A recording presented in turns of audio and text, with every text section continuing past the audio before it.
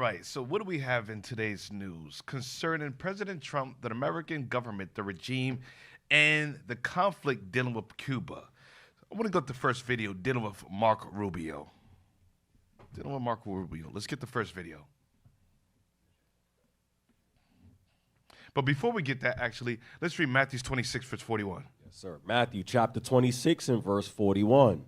Watch and pray that ye enter not into temptation. So the Bible's commanded us to watch and pray. Watch what? Watch and read the biblical scriptures, the prophecies, and align it up with today's current events. What's happening on the news? Watch and pray. In order to watch, you got to be aware of what God's word says and pray that we don't fall into temptation, because it's going to come a time period that many of our people are going to be tried by the American government. And first and foremost, a lot of you follow Satan as it is. But for those of you that's keeping his truth, keeping God's commandments, you will be tried. Read it again. Watch and pray. Watch what? Watch the prophecies and pray that you don't go to fall into temptation. Come on. That ye enter not into temptation. Come on. The spirit indeed. That's all I want. So now, today's topic of hand, today's breaking the seals of prophecies dealing with Cuba. Let's get the first video dealing with Mark Rubio, please. Weeks after U.S. operation to oust Venezuelan leader Nicolas Maduro, Secretary of State Marco Rubio says that the same thing could happen in Cuba. Here's what he recently said in a Senate meeting about regime change. No, I think we would love to see the regime there change. We would like to. That doesn't mean that we're going to make it change, but we would love to see it change. There's no doubt about the fact that it would be of great benefit to the United States if Cuba was no longer governed by an autocratic regime. But you know what we mean by regime change. We don't mean I wish someone else were in charge. When we talk about regime change, we're talking about using the power of the United States, usually kinetic power. Oh, President Donald Trump has can we get the definition autocratic government? Mark Rubio, being a Cuban American citizen, born in Cuba, his parents were actually Cubans, is on the board as the Secretary of State, one of the most, I'll say the second most powerful man in the United States of America. President Trump even wanted to elect him as one of the presidents, was flirting with the idea of making Mark Rubio the president of Venezuela. Now they're also looking at the idea of making Mark Rubio possibly the president of Cuba, or one of the leaders of Cuba in a free world. So now, if we could look at autocratic government. So Mark Rubio's saying that, and he's the one that's primarily pushing for the Cuban government being an autocratic government or a Marxist government to be a democratic government ruled by the United States of America. But autocratic government, what is that? Let's see. It says an autocratic government is a system where a single person or small group holds absolute centralized power. So Mark Rubio doesn't want Cuba to hold central and what power? Absolute and centralized power.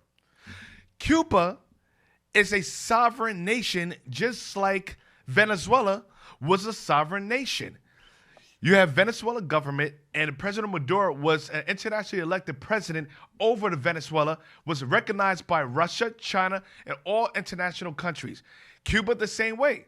So America always had a conflict with Cuba, and Mark Rubio, being a citizen and making ever since he was a governor, was trying to get the Cuban government overthrown because of his, I would say, his disagreement with their Marxism or the autocratic government, and he doesn't agree with their policies against America's policies. Remember, America has control over the fourth part of the earth. Donald Trump, under the Monroe Doctrine, believes that, I'll say that all the Americas, whether South, Central, and North America, belongs to the United States of America. Keep going. It says an autocratic government is a system where a single person or small group holds absolute centralized power, operating without effective constitutional limitations or popular control. The Cuban government not operating as a democracy. Now, even though America pushes a democratic government, America doesn't operate as a democracy. America operates as an autocratic government as well, a dictatorship, a tyrannical government. Because everything that America pushes as democratic, they do the opposite. Because why? Based upon an autocratic government definition, it says a single person moving out the way or a small group holds absolute centralized power. Do we not see that with President Trump making his own decisions? outside of the Congress or the Senate. Keep going. Key features include suppressed opposition. Suppression of opposition, just like the American government trying to suppress the opposition of, you have two political groups. You have the Republicans and the Democrats. You have Trump is trying to suppress opposition from the opposing political party, liberals as well as the Democratic Party.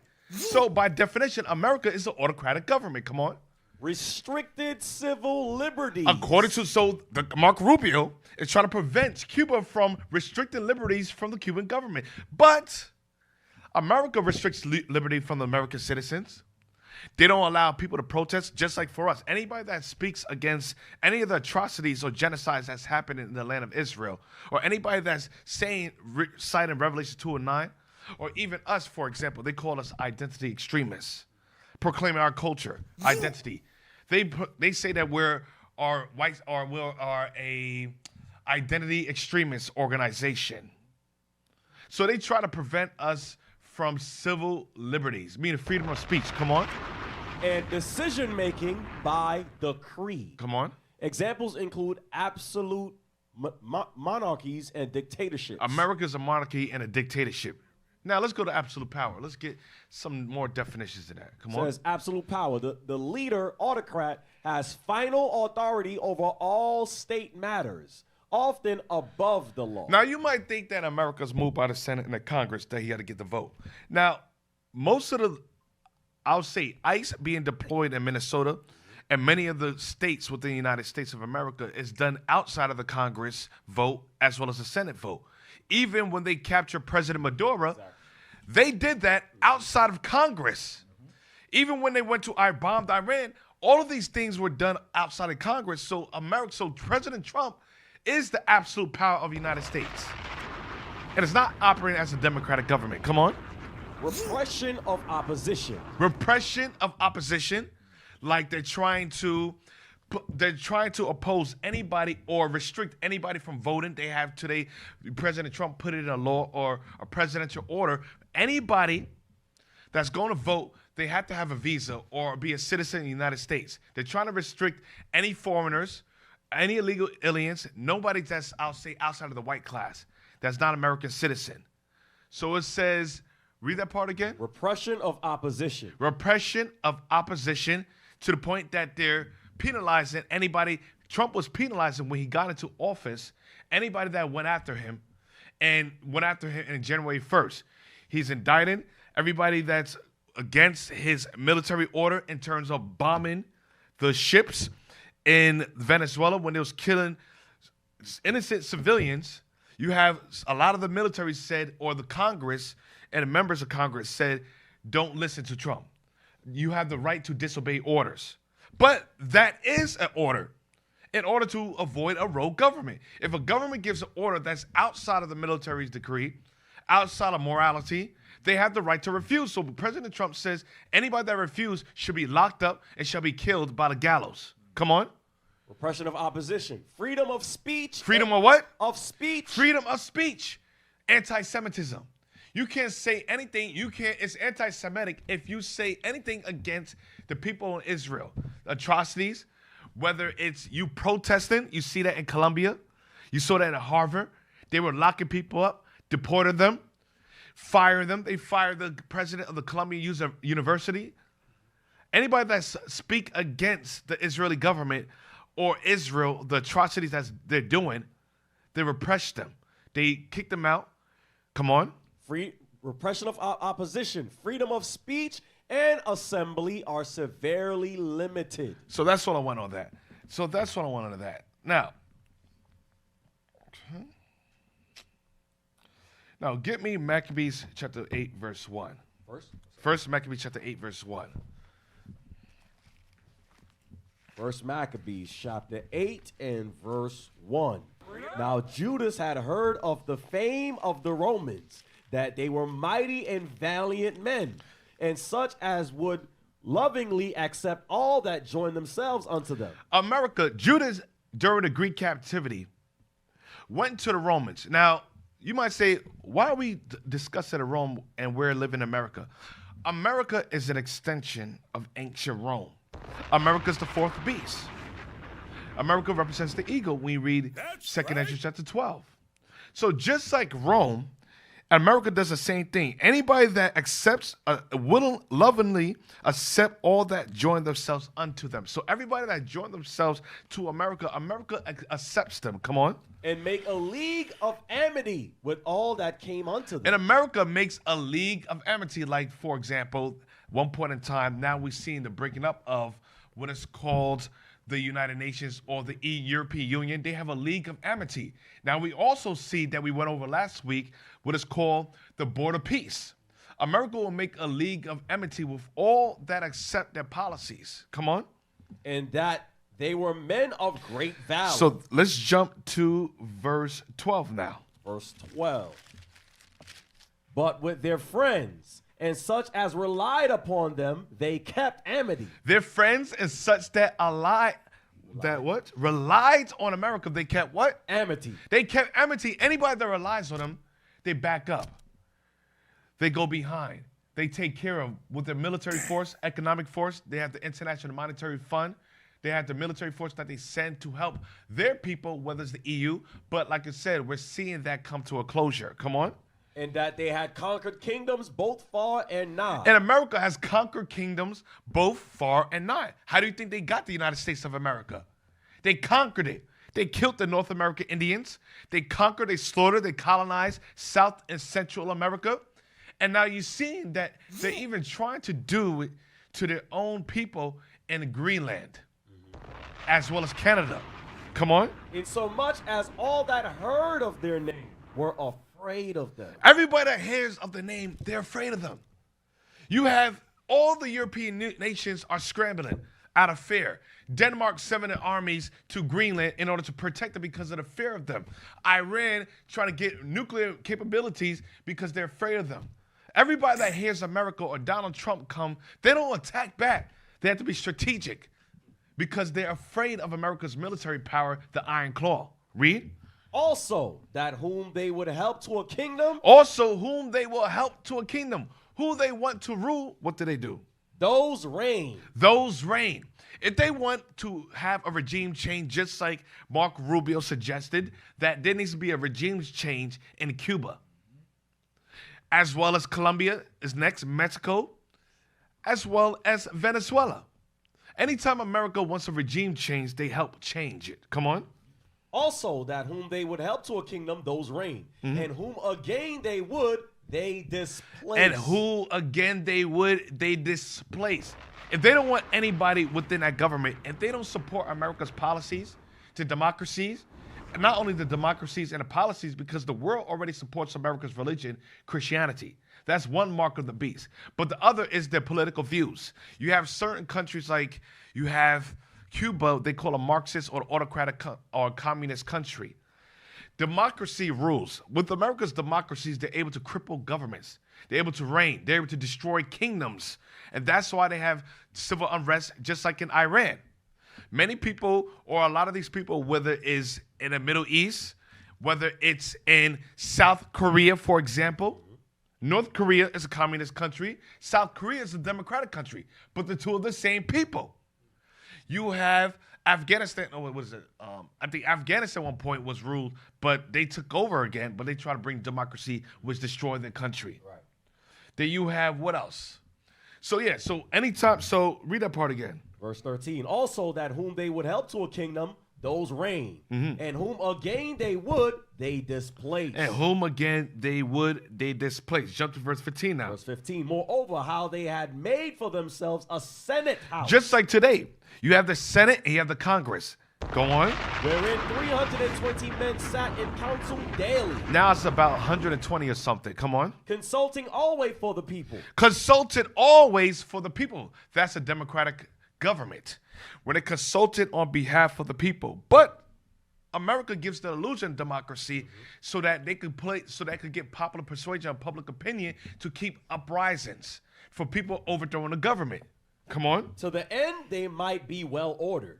and that they committed their government to one man every year. And they committed the government to one man called the president every year. Come on. Who ruled over all their country. Who ruled over all the country like Donald Trump today. Come on. And that all were obedient to that one. And all were obedient to President Trump. Come on. And that there was neither envy nor emulation among them. Come on. In consideration of these things, Judas chose Eupolemus, the That's son of it. John. So now, get me 1 Maccabees chapter 11, verse 21. So Marco Rubio is a Cuban citizen. Now, the Cubans today are from the tribe of Manasseh. The Cubans descend from Joseph. They're one of the two sons that came from Ephraim, being the so-called Puerto Ricans, and Cubans being from the tribe of Manasseh. Mark Rubio is a Cuban-born citizen. He might, you know what? Matter of fact, he might be an Edomite. Or he might just hate his people. 1 Maccabees chapter 11, verse 21. So you would think that Mark Rubio being a Cuban citizen, him being up in office, just like you have Esther or Queen Hadassah. When she got up in office as the queen, she got up there and she assisted the people. She looked out for her people. Any evil that was done to her, she made sure that her people were taken care of, Mordecai, and she helped set up people in position of her own people. But you always had a select few of people that's within our nation has always turned their back, betrayed our people. 1 Maccabees chapter 11, verse 21. 1 Maccabees chapter 11 and verse 21. Come on. Then certain ungodly persons who hated their own people went unto the king and told him that Jonathan besieged the tower. So you had certain ungodly people even back during that time period. You had ungodly people like Dothan and Korah that hated God's people, that always in opposition to the mission at hand, always trying to stunt progress. So Mark Rubio is an ungodly one of our people, a Cuban citizen from the tribe of Manasseh that hates his people, is one of the main factors to the Cuban government being overthrown or have sanctions and embargoes being placed on them, starving them out. Because Trump wasn't looking towards Cuba. Mark Rubio, if you look at it, as when he was a governor before he was set up as a Secretary of State, he was always lobbying for America to take over the Cuban government and to bring it under the regime of America's empire, because he wanted to run it based upon his political beliefs and system that he was raised up in. That's hatred that he has for his own people. Now, you read that all throughout the scriptures, 2 Maccabees chapter 5, verse 5, that just because your skinfolks were not kinfolks. Not all kinfolks or skinfolks, well, not all skinfolks are kinfolks. Yeah, not all that are Israel are of Israel.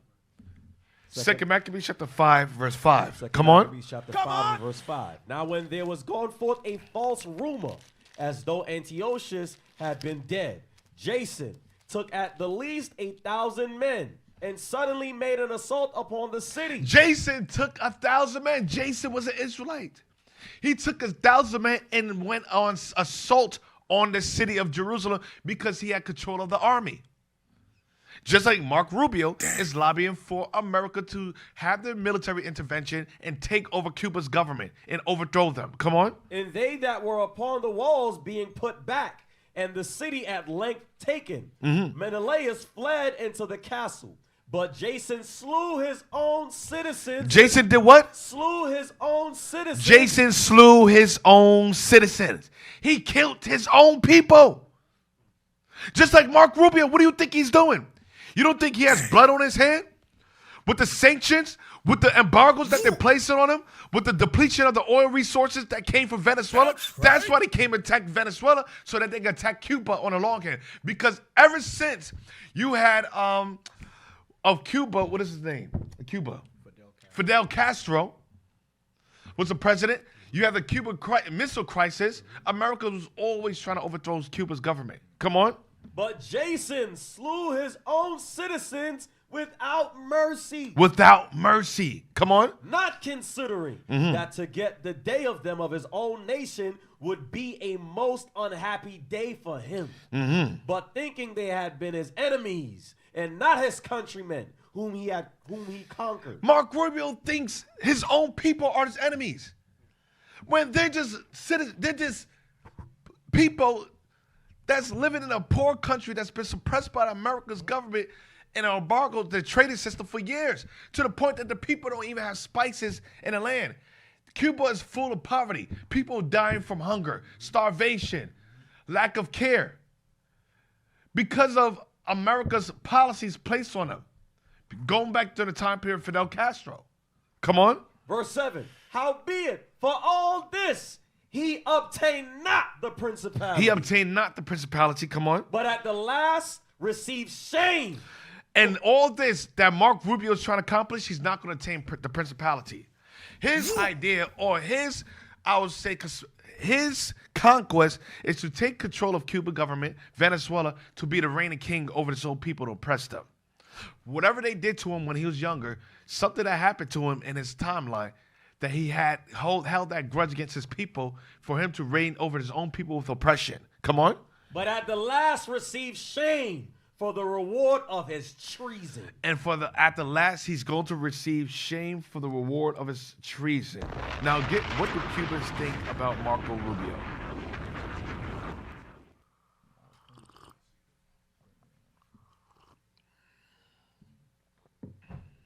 Come on. Rubio, hijo de cubano que vive en el exilio de Estados Unidos, se está cogiendo para eso con su propio pueblo. Read it. So go back to that. Go back to that. Yeah, go back to that. Mm-hmm. Come on. Marco Rubio is the son of a Cuban migrant. Come Hijo on. de cubano que vive en el exilio de Estados Unidos, se está And he's screwing over his own people. Just like Jason screwed over his own people, was killing them, and sent the army against his own people. Come on. cogiendo para eso con su propio pueblo. Marco Rubio is the first Cuban American to become Secretary of State.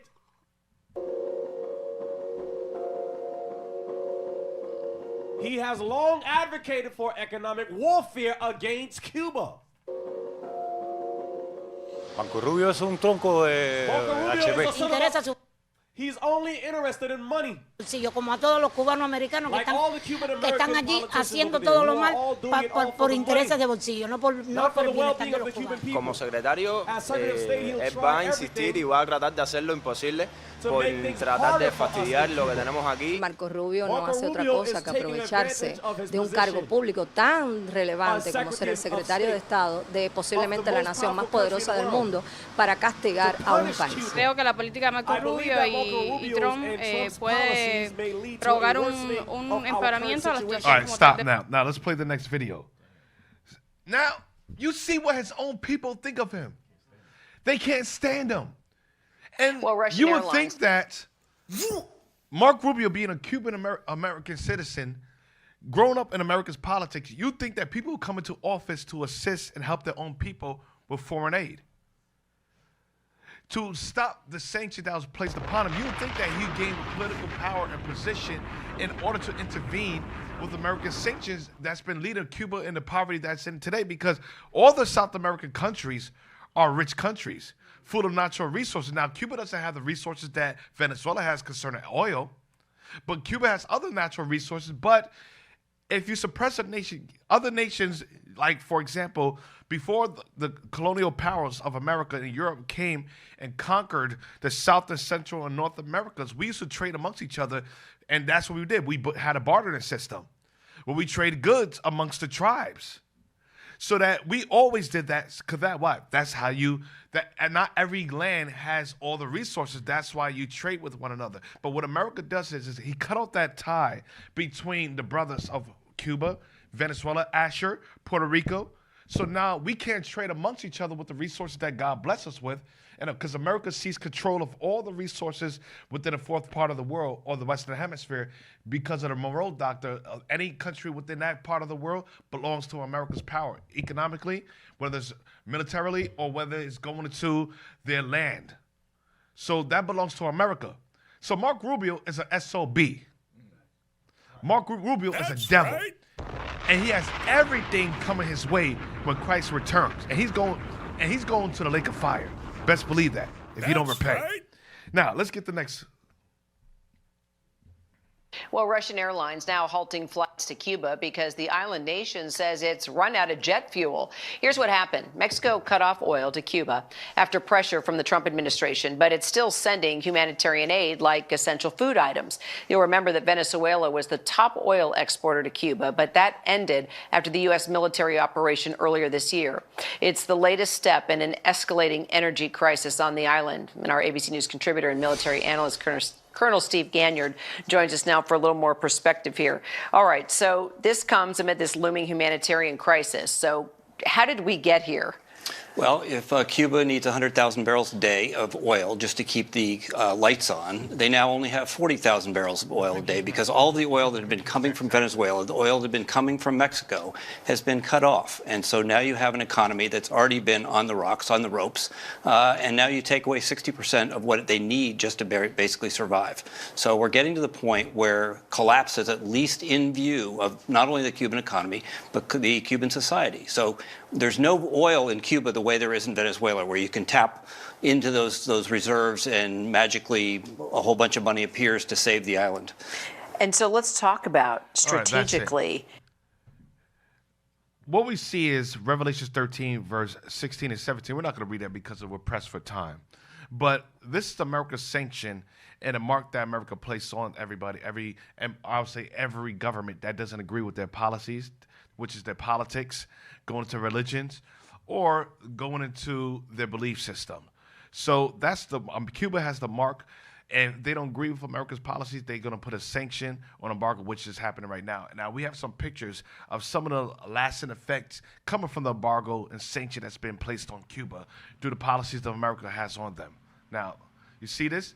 Because of the lack of funding, finances, job, and 80% of the oil reserves not going to Cuba, the country's population, like you see, economically is deteriorated, where the people has to bargain or barter their own goods. Look at these are household goods. They can't even survive off of selling everything that they have just for food. An old woman. If you don't have oil, you don't have energy, what do you think is going to happen? Famine, economic collapse, death. The medical facilities are not going to be able to operate or run.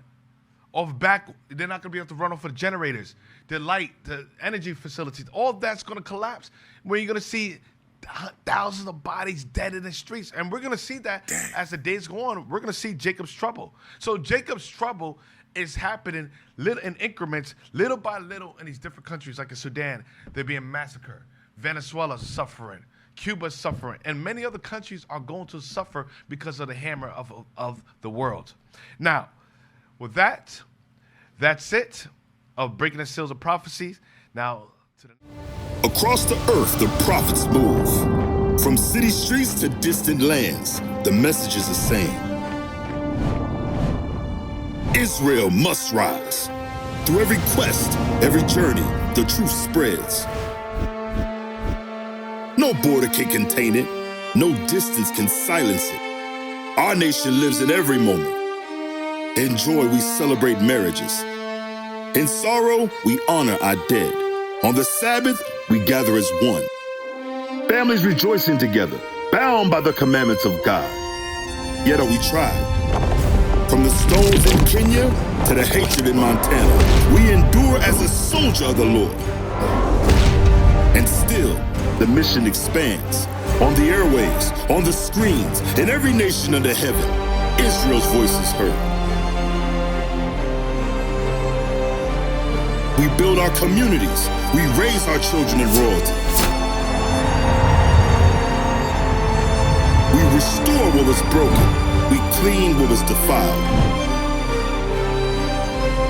We show the world who we are.